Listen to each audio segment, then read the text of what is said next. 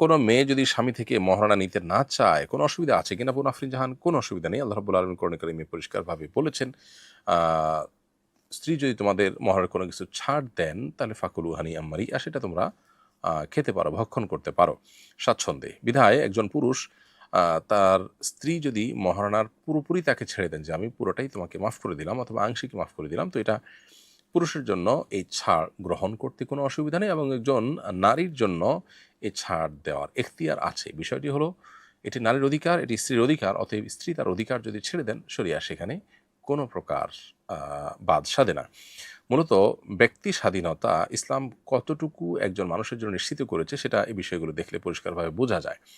আপনার একটা পণ্য আপনি কত টাকা বিক্রি করবেন, ক্রেতা কত টাকা কিনবেন, ক্রেতাকেও বলে দেয় না এর বেশি দিয়ে কিনতে পারবা না, আপনাকেও বলে দেয় না যে এর বেশি বেচতে পারবা না। এটা একান্ত আপনাদের ব্যাপার। আপনি কারো কাছ থেকে টাকা পাওনা আছেন, যার কাছ থেকে টাকা পাওনা আছেন, তাকে আপনি পুরোটা ছেড়ে দেন, শরীয়ত আপনাকে কিচ্ছু বলবে না।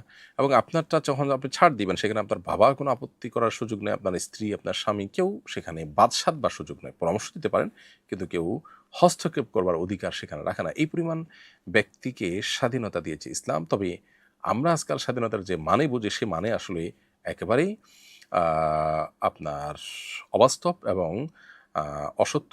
কারণ পরিপূর্ণভাবে এবং সব বিচারে যা খুশি তা করব, এই মর্মের স্বাধীনতা পৃথিবীতে কোনো মানুষেরই নেই। আল্লাহ তাআলা এতটা মানুষকে স্বাধীন করেননি। কারণ একজন মানুষের জন্ম, মৃত্যু, সময়, সুখ, দুঃখ অনেক কিছু আছে যেগুলো আসলে তার নিজের স্বাধীনতা নিজের হাতে নয়। অতএব তাকে পুরোপুরি স্বাধীন, তিনি যা খুশি তা করবেন, এটা বলা বরং অযৌক্তিক। বরং একজন মানুষ আল্লাহ তাআলার কাছে বাঁধা, আল্লাহ তাআলার গোলাম বা দাস। বিধায় এই দাসত্বের জায়গা থেকেও আল্লাহ তাআলা তাকে বেশ কিছু স্বাধীনতা দিয়েছেন, সেগুলো পরিপূর্ণভাবে তিনি ভোগ করবেন। অতএব স্বাধীনতার মুখরোচক যে কথা, সেটা এক জিনিস, আর বাস্তবতা আরেক জিনিস। শরিয়া আমাদেরকে বাস্তবসম্মত স্বাধীনতার নিশ্চিত